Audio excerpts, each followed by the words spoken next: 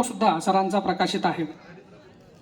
या ठिकाणी मला बाबा बोरकर यांच्या कवितेच्या ओळी आठवतात की मी पण ज्यांचे पक्व फळापरी सहजपणाने गळले हो, जीवन त्यांना कळले हो.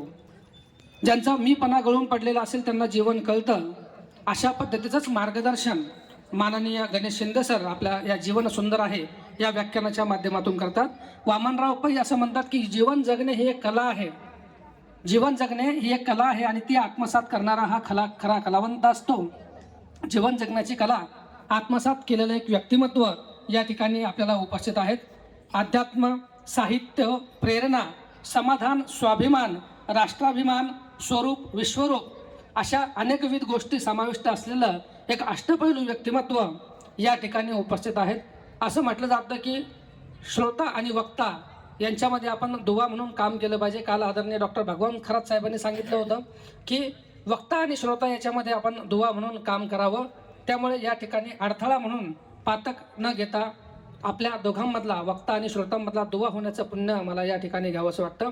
आणि आपला फार वेळ न घेता मी पुन्हा नगर परिषद कार्यालयाच्या वतीनं नगर परिषदेचे मुख्याधिकारी माननीय अरुण मोकळ साहेब, नगर परिषदेचे सर्व कर्मचारी सर्वांच्या वतीनं माननीय गणेश शिंदे सरांचं या देऊळगावच्या नगरीमध्ये हार्दिक स्वागत करतो आणि सरांना विनंती करतो की त्यांनी या ठिकाणी मार्गदर्शन करावे.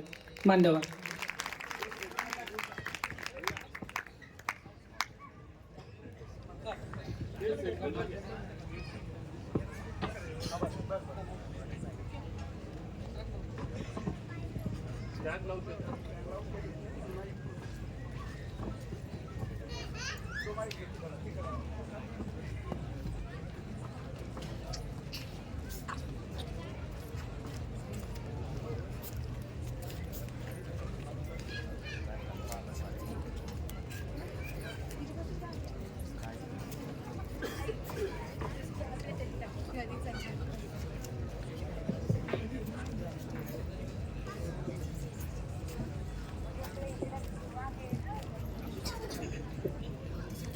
हॅलो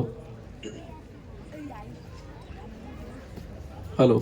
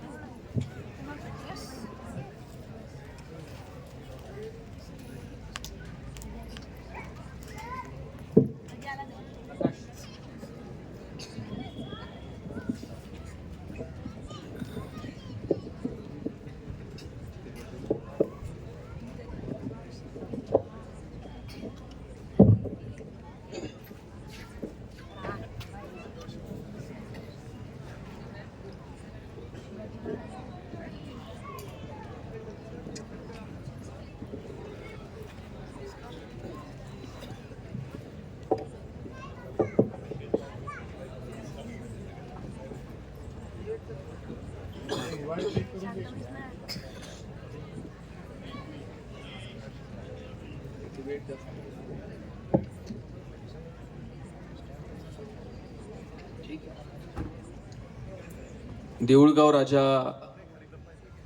नगर परिषदेचे मुख्याधिकारी माननीय अरुणजी मोकळ साहेब, सर्व श्रोते बंधू आणि भगिनींनो, खरं तर नगरपालिकेच्या वतीनं हा जो सांस्कृतिक महोत्सव या ठिकाणी आयोजित करण्यात आलेला आहे, या सांस्कृतिक महोत्सवामध्ये अनेक वेगवेगळ्या कार्यक्रमांचं आयोजन करण्यात आलं. मला वाटतं काल इथे कवितांचा एक कार्यक्रम झाला आणि आज व्याख्यानाच्या निमित्तानं मी तुमच्या सगळ्यांच्या समोर उभा आहे. मला पहिल्यांदा आपल्याला एक सांगायचं आहे,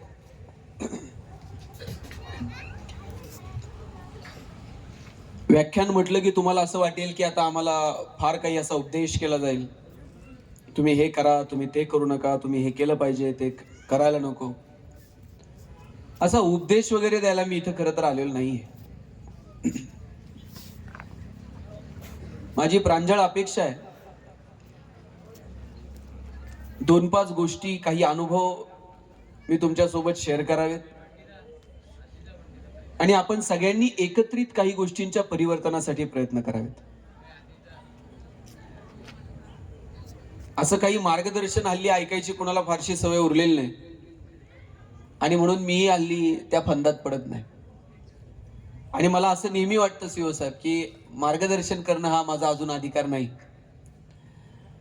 आम्ही जर थोडंसं बोलायला लागलो आणि तुमच्यासारखी 4 लोक आमचं कौतुक करायला लागली, आम्ही पण थोडंसं हवेत जातो. एक दिवशी मी असं हवेतच वडिलांना म्हटलं, इथून पुढे काय मी भाषण वगैरे करणार नाही. वडील म्हटले काय झालं? म्हटलं भाषण बिषण करून जर समाज सुधारणार नसेल तर आपण का बोलायचं? वडील मला म्हटले ते समाज सुधारायचा आहे तेव्हा सुधरेल, बोलून बोलून तू एकटा जरी सुधारला ना तरी आमच्या दृष्टीने ते फार मोठं काम असेल. समाज बदलायचा आहे तेव्हा बदलेल. ती परिवर्तनाची सुरुवात आपल्यापासून होईल का? सांगण्यातून आदर्श निर्माण होतात असं मला वाटत नाही. मला असं नेहमी वाटतं की सांगण्याच्या बरोबरीनं आपण आपल्या वागण्यातून काही समाजाच्या समोर आदर्श ठेवतो का? आम्हाला आमच्या वागण्या बोलण्यातनं इको कमी ठेव. आम्हाला आमच्या वागण्यातूनच इतरांच्या समोर आदर्श आणखी कमी करेल. इको कमीच ठेवेल. हॅलो कमी कर. हॅलो हॅलो कमी कर थोडं. हॅलो कमी कर. हॅलो हॅलो हॅलो हॅलो ठीक आहे. रिवर्ब येतो. आमच्या वागण्यातून आम्हाला आदर्श निर्माण करावे लागते. इथे सगळ्या वयोगटातली मंडळी इथे उपस्थित आहेत. काही लहान मुलं पण इथे उपस्थित आहेत. या पोरांच्या समोर जर आपल्याला काही आदर्श निर्माण करायचे असतील, आपण सांगू तसं ही मुलं वागतील याची खात्री देऊ शकत नाही. पण आपण जसं वागू तसं ही मुलं वागणार आहेत. पोराला सांगायचं व्यसन करू नये, फार घरात तुम्ही सुविचार लिहून ठेवायचा व्यसन करू नये, आणि बापानच संध्याकाळी पोराला सांगायचं जा जरा चुलीवर सिगरेट पेटवून. पोरगा असं येते बापाकडे जसं ऑलिम्पिकची ज्योत घेऊन आले. बाप कानात न धूर काढतो. हे सगळ्या वर्गात सांगतात जादूगार बाप आहे. तुम्ही काय पेरायचं ठरवलं? तुम्ही जे पेरणार आहात ते उगवणार आहे. गहू पेरून ज्वारी उगवत नाही, ज्वारी पेरून हरभरा उगवत नाही. म्हणून काय पेरायचं येणाऱ्या पिढीच्या समोर, काय आदर्श आपण पालक म्हणून या पाल्यांच्या समोर ठेवायचे, याच्यासाठी आपण कधीतरी स्वतःच्या अंतर्मनात डोकावून बघायला नको का? मुलं ही अनुकरण प्रिय आहेत. आपण जसं वागू तसं ही मुलं वागणार आहेत. आपण ज्या पावलांवरून चालू त्याच पावलांवरून चालण्याचा ही प्रयत्न करणार आहेत. आणि मग ठराविक वयापर्यंत त्यांच्या समोर चांगले आदर्श निर्माण करत असताना आम्ही आमच्या वागण्यातून ते आदर्श निर्माण करतोय का, पालक म्हणून याचा विचार व्हायला हवा. मी पुन्हा पुन्हा सांगतो की आपण अनुकरण प्रिय आहोत. सगळ्यांनी उजवा हात वर घ्या बरं. उजवा. ए पोरांनो घ्या वर द्या. घेतला शब्बास. तू पण घे रे. हा, ही 4 बोटं दिसत आहेत का सगळ्यांना? महिला मंडळी दिसत आहेत का? ही 4 बोटं सगळ्यांनी हनवटीला लावा.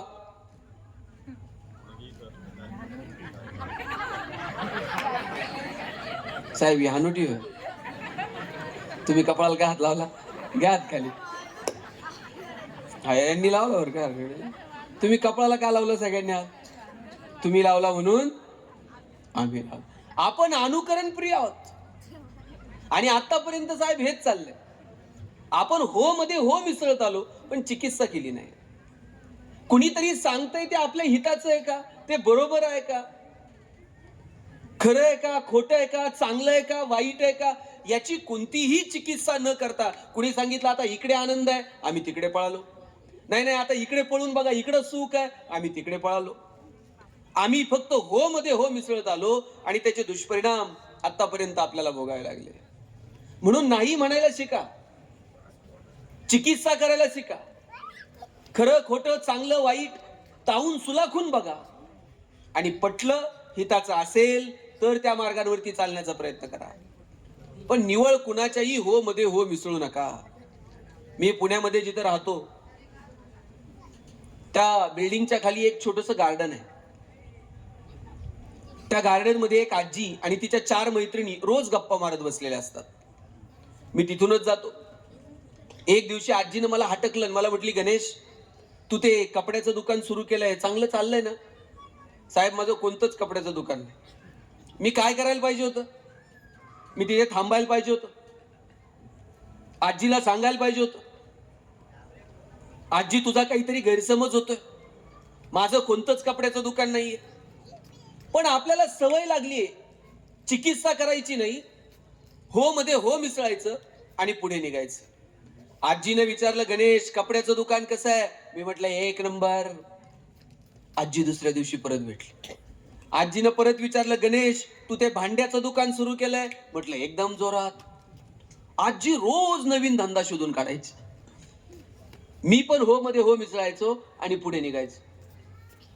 जरा गडबडीत होतो, आजी भेटली. आजी बरोबर त्या 4 मैत्रिणी होत्या, माझ्या बरोबर 4 मित्र होते. आजीनं मला पुन्हा विचारलं, गणेश तू ते मेडिकल सुरू केलंय? म्हटलं हा, छान चाललंय. माझ्या मित्रांनी मला विचारलं, कसलं मेडिकल आणि कधी सुरू केलं? अरे म्हणलं कशाचं काय? आजी रोज नवीन काहीतरी शोधून काढती, मी पण तिच्या नादी लागत नाही, हो मध्ये हो मिसळतो आणि पुढे निघतो. मी माझ्या मित्रांना सांगत होतो, आजीला कदाचित स्मृतिभ्रंश असेल म्हणून आजी विसरते. मी माझ्या मित्रांना सांगत होतो, आजीला स्मृतिभ्रंश असेल, आणि माझ्या कानावर आलं, आजी तिच्या मैत्रिणींना सांगत होती, मी म्हटलं होतं ना तुम्हाला याच्या डोक्यावर परिणाम आहे. याला काही म्हणा हे होच म्हणताय, हे कशालाच नाही म्हणत नाही. आपण ए दादा बस खाली, त्याला घ्या बरं, कोण आहे? हा बस बाळा खाली. काय झालंय माहितीये का, आपण नाही म्हणत नाही, हो मध्ये हो मिसळतो आणि पुढे निघतो. मला वाटतं हो मध्ये हो मिसळण्यापेक्षा कधीतरी चिकित्सा करावी, शोधावं आमच्यामध्ये नेमकं काय काय नेमकं हिताचं आहे नाही वगैरे, आणि मग त्या गोष्टींचं अनुकरण करावं. आपण सगळेजण एकमेकांपेक्षा वेगळे आहोत. छोट्या छोट्या गोष्टींनी जगणं सुंदर होईल, पण कधीतरी स्वतःच्या अंतर्मनामध्ये डोकावून बघावं, आमच्या आनंदाच्या जागा कोणत्या, आमच्या सुखाच्या जागा कोणत्या. आता प्रास्ताविक करताना साहेबांनी खूप एका कवितेचा उल्लेख करून सांगितलं की ज्या दिवशी आपल्यातलं मी पण संपेल ना, त्या दिवशी आम्हाला जगणं कळेल. आणि आपल्या दुःखाचं मूळ कारण जर काय असेल ना, तर आमच्यामध्ये असणारा मीपणा, कमालीचा अहंकार. आणि तो अहंकार आम्हाला शाश्वत अशा सुखापर्यंत पोहोचू देत नाही, आनंदापर्यंत जाऊ देत नाही. गडबड झाली अशी की आमचा आनंद, आमचं सुख हे सगळं इतरांच्या तुलनेत आहे. नुसता आनंदच नाही, आमचं दुःख सुद्धा इतरांच्या दुःखाच्या तुलनेत कुठे आहे याची गोळाबेरीज आम्ही करत असतो. ज्ञानोबरायांनी तर सांगून टाकलं, किंबहुना सोये जीव आत्मयाचेला आहे, तेथ जे होय तया नाम सुख. ज्ञानोबराय म्हटले, आत्म्याशी जे संबंधित आहे त्याला सुख म्हणावं. पण आम्ही ते साधनांमध्ये शोधायला लागलो, वस्तूंमध्ये शोधायला लागलो. आणि जेव्हा ते साधनांमध्ये आणि वस्तूंमध्ये शोधलं जातं, मग कोणाच्या वस्तू जास्त, कुणाकडे साधनं जास्त, त्याच्यावरती ती सुखाची, आनंदाची कल्पना विसंबून राहायला लागली. साधनांमध्ये किंवा केवळ वस्तूंमध्ये जर सुख असतं, थेटच बोलायचं झालं तर केवळ आणि केवळ पैशात जर सुख असतं, जगातली सगळी श्रीमंत माणसं सुखी झाली असती आणि गरिबाच्या वाट्याला सुख आलं नसतं.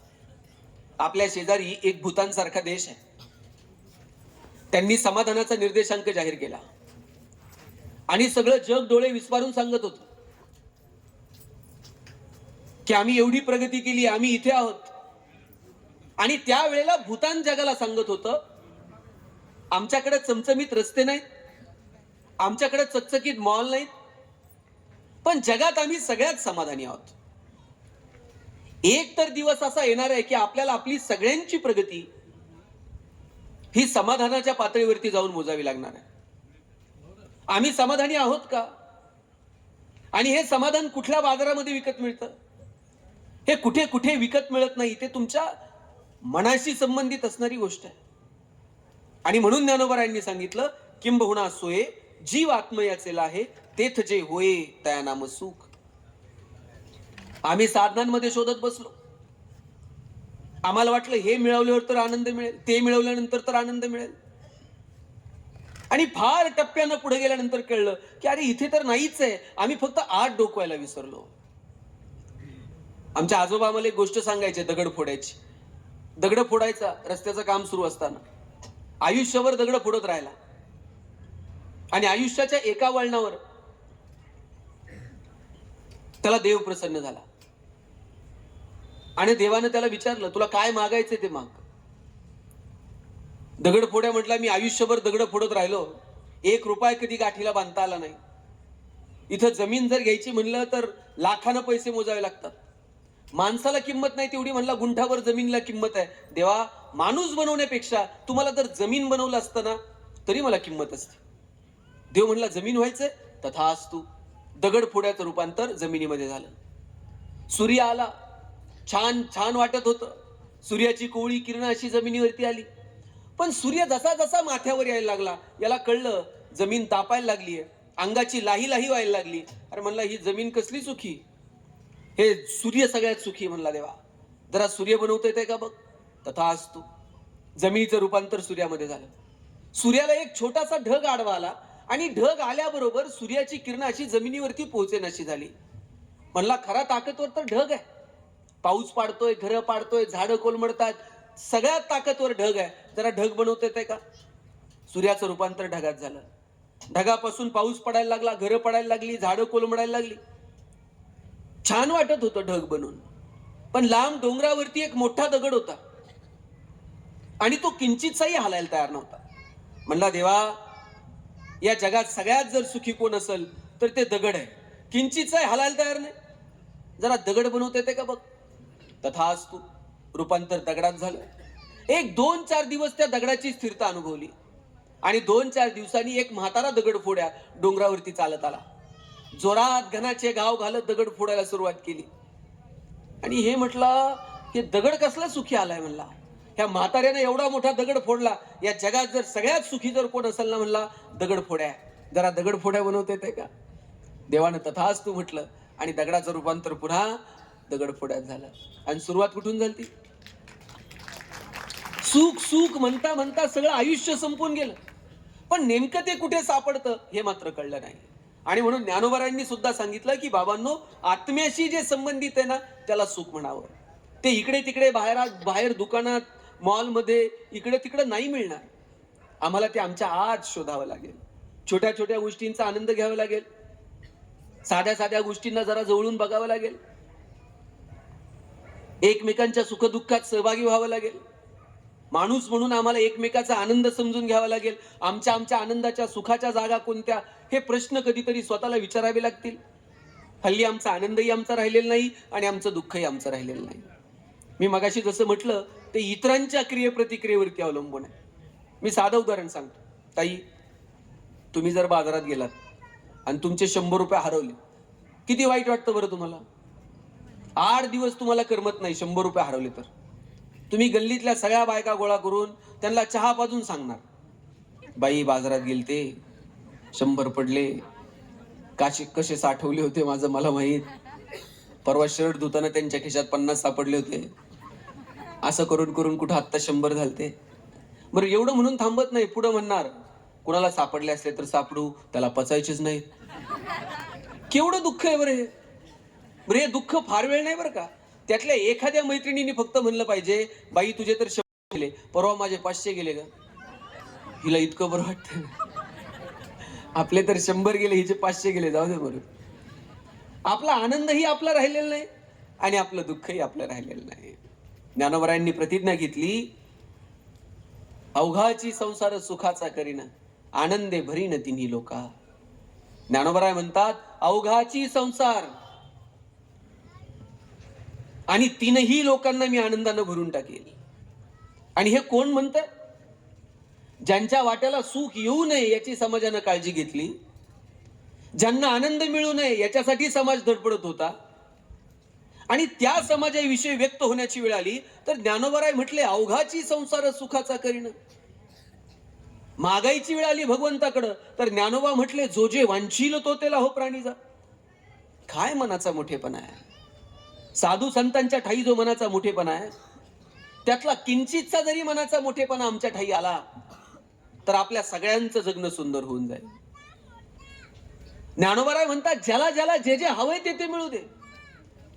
मैत्र जीवांचे आता आपण फ्रेंडशिप डे साजरे करायला लागलो. ज्ञानोबाराय म्हणतात शेकडो वर्षापूर्वी ज्ञानोबारायांनी मैत्र जीवांचे हा शब्द वापरलाय. पृथ्वीवरती जे जे जीव आहेत त्यांच्यामध्ये मैत्रीचे संबंध प्रस्थापित होत आहेत. काय प्रेम आहे, काय वात्सल्य, काय लोकांविषयीची समाजाची धारणा, ज्ञानोबारायांची धारणा काय की या सगळ्यांना सुख मिळू दे. आपल्याला आपल्यापेक्षा शेजारच्याला 2 किलो तांदूळ जर कुपनावर जास्त मिळाला तरी आपल्याला करमत नाही. आणि ज्ञानोबाराय म्हणतात ज्याला ज्याला जे जे हवे ते मिळू दे. आमच्याकडं वाघ आलता साहेब गावात. तुमच्याकडे जर गावात वाघ आला अशी सूचना मिळाली तुम्ही काय करता? इथं असं चौकात बसताना का घरी लावून कडी लावून बसताना? सगळं गाव घरात कडी लावून बसलो होतो आणि एक पठ्ठ्या फक्त चौकात जाऊन बसला होता. घरातले म्हणले गेले कुठं? वाघ आलाय गावात आणि हे कुठे हिंडताय? घरातल्यांनी शोधाशोध सुरू केली. रानात वनात शेतात उसात हिरीव इकडं तिकडं सगळीकडे शोधलं. हा पठ्ठ्या शेवटी चौकात बसलेला सापडला. घरचे म्हणले अहो वाघ आलाय गावात आणि तुम्ही चौकात बसलाय. हे म्हणतंय वाघ आलाय म्हणून तर मी चौकात बसलोय. अहो म्हणले ते वाघ तुम्हाला खाईन. म्हणला खाईन? वाघाने मला खाल्लंच पाहिजे म्हणून तर मी चौकात आहे. आणि म्हणले का? अहो म्हणले वाघ जेव्हा मला खाईन तेव्हा त्याच्या तोंडाला माणसाचं रक्त लागन आणि एकदा का त्याला माणसाची चटक लागली मग तर त्या आमच्या भावकीला खातंय का नाही? कुठून येतो मनाचा एवढा मोठेपणा? आमचं वाटोळ झालं तरी चालतंय पण शेजारच्याचं फार वाटोळ झालं पाहिजे. कुठून येते ही भावना? काय ज्ञानोबारायांचं मन आहे हो. हे प्रेम जोपर्यंत डोळ्यात जिवंत आहे ना तोपर्यंत आपण माणसं आहोत. जोपर्यंत हृदयात वात्सल्य तोपर्यंत आम्ही माणसं आहोत. ज्या दिवशी डोळ्यातलं प्रेम संपलं, ज्या दिवशी हृदयातलं वात्सल्य संपलं त्या दिवशी समजायचं आम्ही माणूस राहिलो नाही, आम्ही यंत्र होत चाललेलो आहोत. आम्ही माणसं आहोत, आम्ही यंत्र नाही आहोत. एकमेकांच्या सुखदुःखात सहभागी होणं, कुणाचं जर दुःख बघितलं तर डोळ्यात अश्रू तरळणं, कुणाच्या तरी मदतीसाठी आमच्या हातांनी सरसावणं, कुणाच्या तरी मदतीसाठी आमच्या पायांनी धावणं, हे जोपर्यंत आहे तोपर्यंत आम्ही माणसं आहोत. पण हल्ली आम्ही कमालीचे बिझी आहोत. आम्हाला इकडे तिकडे बघायला वेळ नाही. इकडे तिकडे काय स्वतःकडे बघायला वेळ नाही. आम्ही इतके बिझी आहोत. परवा तर एक जण मला म्हटला मला श्वास घ्यायला वेळ नाही. म्हणलं सोडून दे. काय जगतो आम्ही? श्वास घ्यायला वेळ नाही. हल्ली कुणी कुणाकडे मुक्कामी जातं गाव. आता या लहान पोरांना मामाचं गाव बिव काय माहित. मला आठवतंय सुट्ट्या लागल्या ना पोरं मामाच्या गावाला जायची. 8-8, 10-10 दिवस मामाकडे राहायची. मग तिकडे आंब्याचे पार गोळा कर, बोरं पाड, जांभळाच्या झाडावर जा, कुठंतरी विहिरीत पोहायला जा, मामानं भोपळा बिपळा बांधून पोहायला न्यायचं. मजा होती हो. आता प्रत्येक सुट्टीत हे ट्युशन ते ट्युशन, हे ते अमुक तमुक. पोरांमध्ये सॉफ्टवेअर ऍड केल्यासारखं आम्हाला प्रोग्राम ऍड करायचे. एखादं सॉफ्टवेअर सारखं ते मुलांना आम्ही ट्रीट करायला लागलं. कुणी कुणाकडे जायला मोकळं नाही. आमच्या वडिलांची आत्या आमच्याकडे मुक्कामी यायची आणि आत्या जर मुक्कामी आली सगळं घर रात्रभर गप्पा मारत बसायचं. आत्या जर 2 दिवस थांबली आणि तिसऱ्या दिवशी जायला निघाली ना सगळं घर आत्याला वाटे लावायला इष्टीला जायचं. आत्या नुसती इष्टीत बसली आणि त्यानं खिडकीतून हात केला ना येते येते म्हटल्याबरोबर सोडवायला आलेल्या लोकांचे डोळे पाणावत होते. एवढी माणसं भावनिक होती. आता मी बघतो लोक अंत्यविधीला जातात, तिकडे प्रेत जळत असते आणि इकडे हे मोबाईल मध्ये खेळत असते. कधी उरकतोय कुणाच ठाऊक. त्याला हे उरकून लगेच दुसऱ्या कार्यक्रमाला जायचं असतं. ते करून लगेच त्याला तिसऱ्या कार्यक्रमाला जायचं असतं. सगळ्यांनी लक्षात ठेवा, आपण दिवसभरात शेकडो कार्यक्रमाला हजेरी लावू, पण एक दिवस प्रत्येकाच्या आयुष्यात एक कार्यक्रम असा येणार आहे, आपल्याच कार्यक्रमात आपण गैरहजर असणार आहोत, आपल्याच कार्यक्रमात आपण हजर नसू. कार्यक्रम आपला असेल पण त्यात आपली उपस्थिती नसणार आहे. म्हणून आयुष्यात मनापासून कुठेतरी सहभागी व्हा, जगण्याचा प्रयत्न करा, सुखदुःखात सहभागी व्हा, आनंदाच्या क्षणांना सामोरं जा, गोड जे क्षण सापडतील ते टिपकागदासारखे जगण्याचा प्रयत्न करा. मी नेहमी सांगतो, नाती गोती मित्र मैत्रिणी हे जपलं पाहिजे. सामाजिक स्वास्थ्य निर्माण व्हावं असं जर वाटत असेल तर त्याची सुरुवात कौटुंबिक स्वास्थ्यापासून, व्यक्तिगत स्वास्थ्यापासून व्हायला नको. आज घरं मोठी झाली, बंगले मोठे झाले, पण घरातली 4 माणसं एकमेकाशी नीट बोलत नाहीत. कितीही मोठा बंगला बांधला, घरातली 4 माणसं जर 4 जणांची तोंड 4 ठिकाणी असतील, काय उपयोग? मोठा डायनिंग टेबल आहे पण एकत्र कधी कुणी जेवायला बसलेलं आठवत नाही, काय त्या डायनिंग टेबलचं करायचं? साधनं वाढत गेली पण आनंद कुठे होरपळून गेला हे मात्र कळलं नाही. माणूस म्हणून आम्हाला बहीण भाऊ, आई वडील, मित्र मैत्रिणी, काय प्रेम आहे व नात्यांमध्ये. भगवान श्रीकृष्ण करंगळीवरती पर्वत उचलतात आणि करंगळीवरती पर्वत उचलणारा कृष्ण बासरी मात्र 2 हातांनी घट्ट पकडतो. आता ज्याला करंगळीवरती पर्वत उचलता येतो त्यानं बासरी तर गरगर फिरवली असती, पण करंगळीवरती पर्वत उचलणारा कृष्ण बासरी घट्ट पकडतो, कारण त्याला ठाऊक आहे पराक्रम हा रणांगणात गाजवायचा असतो आणि नात्यांमध्ये प्रेम जपायचं असतं. आपण उलट केलं, आपण नात्यांमध्ये पराक्रम गाजवले आणि रणांगणात शस्त्र ठेवून दिले. परवा एक जण मला म्हणला, 10 वर्ष झाली भावाच्या दारात गेलो नाही. म्हटलं काय पराक्रम आहे? 10 वर्ष झालं बहिणीचं तोंड बघितलं नाही. म्हणलं ती गेल्यावर जाशील साडी बिडी घेऊन, शेवटची साडी चोळी भावाची असते. तिला कळतं का भाऊ आलाय रडतोय? बहीण गेल्यानंतर कितीही महागडी साडी नेली ती उठून नाही राहणार उभी की बघू दादा कशी साडी घेऊन आलायस. लोक गेल्यानंतर मांडी देतात, गेल्यानंतर त्या मांडीचा स्पर्श तरी त्या शरीराला कळतो का? लोक गेल्यावर वारा घालतात, त्या वाऱ्याची झुळूक त्या शरीरापर्यंत पोहोचते का? माणसं जिवंत आहेत तोपर्यंत स्पर्श ठेवा. त्यांच्या तरुण पोरांना मला विचारायचं, आठवून बघा 9 महिने आपण आईच्या पोटात होतो. आता किती दिवस झाले आठवतं का आईच्या हाताला हात लागून? आईला शिवलेलं तरी आठवतंय का? ज्या बापानं आपल्याला बोटाला धरून चालायला शिकवलं, खांद्यावरती घेऊन सगळं जग दाखवलं, त्या बापाच्या हाताला हात लागून किती दिवस झाले आठवत पण नाही. आई वडील बहीण भाऊ ही नाती, नात्यांमधला स्पर्श. अरे नात्यांमध्ये स्पर्श म्हणजे आहे काय? सकाळी घरातनं बाहेर पडलात, आईच्या पायावर डोकं ठेवा, आई असं काळीच काढून देते, माझं आयुष्य पण तुला लागू दे. घरातून बाहेर पडलात, बापाच्या पायाला फक्त हात लावा, बाप असा पाठीवर थाप मारतो, पठ्ठ्या सुखात राहा म्हणतो. या निमित्तानं तरी स्पर्श आहे. गेल्यानंतर तुम्ही कितीही मोठे फ्लेक्स लावले, कितीही मोठी भाषणं केली, गेलेल्या माणसांपर्यंत ते नाही पोहोचत. जिवंत आहे तोपर्यंत भेटा, बोला. आम्हाला सगळ्या जगासोबत बोलायला वेळ आहे, पण कुटुंबातल्या माणसांसोबत बोलायला वेळ नाही. परवा एका म्हाताऱ्या वडिलांनी मोबाईल विकत घेतला आणि पोराला सांगितलं, मी आता मोबाईल घेतलाय बरं का दादा. पोरगा म्हणला, दादा तुम्हाला कशाला या वयात मोबाईल पाहिजे? आता कोणाशी बोलायचं असतंय तुम्हाला? वडील म्हणले, अरे बाबा मला कोणाशी बोलायचंय, पण तू दिवसभर फोनवर बोलत असतो, मला तुला हेच सांगायचंय. आता माझ्याकडे पण फोन आहे, हा नंबर कधीतरी डायल करत जा, मी शेजारच्याच खोलीत असतो. या निमित्तानं तरी आपलं बोलणं होत चालेल. जन्म दिलेल्या आई वडिलांसोबत आम्हाला बोलायला वेळ नाही, इतकं कृतज्ञ होऊ नये. आम्ही पण कधीतरी म्हातारे होणार आहोत. घरातल्या म्हाताऱ्या माणसांना फक्त अन्नाची गरज नसते, त्यांच्या खोलीमध्ये जेवणाचं ताट नेऊन पोहोचवलं म्हणजे आमची जबाबदारी संपली असं नाही. त्यांना जितकी अन्नाची गरज आहे, मी म्हणेल किंबहुना त्याही पेक्षा जास्त त्यांना सन्मानाची गरज असते. आणि त्यांचा सन्मान करायचं म्हणजे काय करायचं? रोज शाल बुके घेऊन त्यांचा सत्कार करायचा. त्यांना निर्णय प्रक्रियेमध्ये सहभागी करून घ्या. एखादा निर्णय घेतला तर तो त्यांच्यासोबत शेअर करा. घर घेताय, आईला म्हणा आई घर घ्यायचंय, चल बरं जरा बघून येऊ. वडिलांना म्हणा बाबा गाडी घेतोय, चला बरं जरा तुमच्या पसंतीनं घेऊ.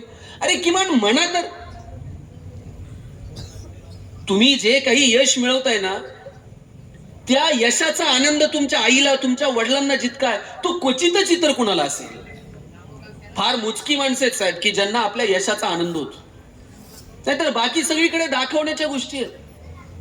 कोट्यावधी रुपयाचा बंगला बांधा, सगळं गाव वास्तुशांती येत आहे, जाताना निम्मे म्हणतात आम्हाला माहिती कसं बांधलंय. बाप मात्र चौकात चार चौकात बसून सांगताय अहो सपरात राहिलो पोरानं घर बांधलं. साधी टू व्हीलर घ्या, बाप अभिमानाने मित्रांना सांगतो अहो मी सायकलवर फिरलो पोरानं परवा टू व्हीलर घेतली. एवढा आनंद आहे कुणाला? आणि आई बाप गेल्यानंतर हे यश सांगायचं कुणाला, दाखवायचं कुणाला? ज्यांच्याकडे आई वडील आहेत त्यांना जपा, त्यांचंही जगणं सुंदर करा. आणि त्यांचा हात जेव्हा डोक्यावर येईल, खांद्यावर येईल, पाठीवर येईल, त्या स्पर्शानं आपलंही जगणं सुंदर करा. लागतं काय आयुष्यामध्ये? घरातली म्हातारी माणसं ट्यूबलाईट इतका प्रकाश देत नाहीत, पण त्यांचं देवघरात निरंजनासारखं तेवत राहणं महत्वाचं असतं. ते विझून गेलं ना मग त्या लोकांची किंमत कळायला लागते. जोपर्यंत माणसं आहेत तोपर्यंत त्यांची किंमत कळत नाही. निघून गेली का मग शोधाशोध सुरू होते. मग मात्र माणसं सापडत नाहीत. दुसऱ्या गावात गेलेली माणसं परत भेटतील, दुसऱ्या तालुक्यात गेलेली माणसं परत भेटतील, दुसऱ्या देशात माणसं गेली तर परत जाऊन भेटता येईल. पण माणसं एकदा ढगात निघून गेली का मग मात्र सापडत नाहीत. ज्यांच्याकडे माणसं आहेत त्यांना जपा. आपल्याकडे एक म्हण होती बघा ताई, आई मरो आणि मावशी. एवढं मावशीचं प्रेम होतं. पोरं बापाकडे हट्ट करत नव्हती साहेब, तेवढा चुलत्याकडे करायची. बापाला म्हणायला जरा घाबरायची, मग चुलत्याला म्हणायचं नाना हे घेऊन याल का, तात्या ते घेऊन याल का. आता ही शेवटची पिढी आहे ज्यांच्याकडे मावशीन चुलता शिल्लक आहे. आता एकच मुलगा आणि एकच मुलगी आहे. काळाची गरज आहे, एक मुलगा एक मुलगी. पण आता एक मुलगा आणि एक मुलगी, येणाऱ्या पिढीला मावशी आहे का? नाही. त्यांना चुलता आहे का? मग तुमच्याकडे आहे तर जपा. येणाऱ्या पिढींना मावशी मिळणार नाही, येणाऱ्या पिढींना काका मिळणार नाही. अनेक नाती आता शेवटचा घटका मोजत आहे.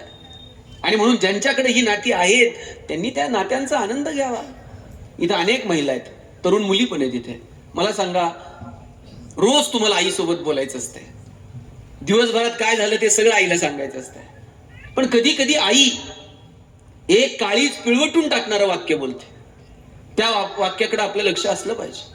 आई कधीतरी गप्पा मारता मारता म्हणते बाई आम्ही आहोत ना तोपर्यंत येत चला.